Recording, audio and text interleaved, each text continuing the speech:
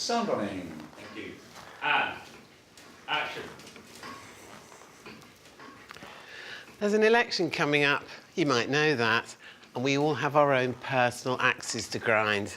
Mine is what's going to happen to the NHS, not because of my undeniable status as a national fitness icon, but because once upon a time, I used to be a nurse.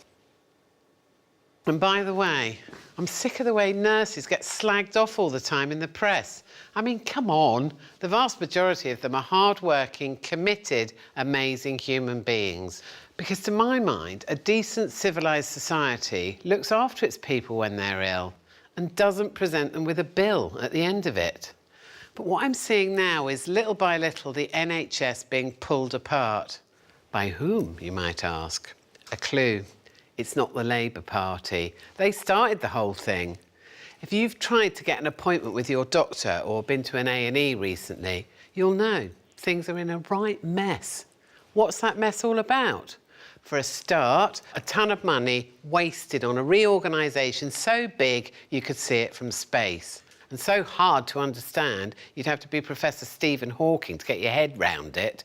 I give you the Tory party.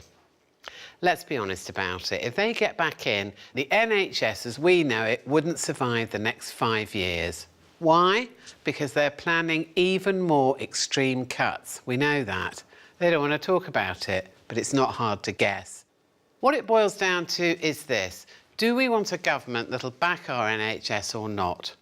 I want to see our NHS make it to its 100th birthday and get its telegram from the Queen.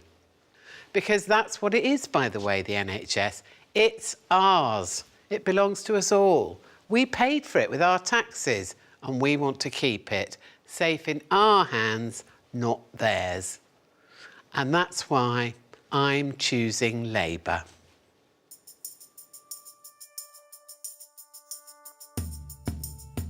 This election is a choice between the Tories' failing plan and Labour's better plan for working families. Britain succeeds when working people succeed. Vote Labour on Thursday, May the 7th.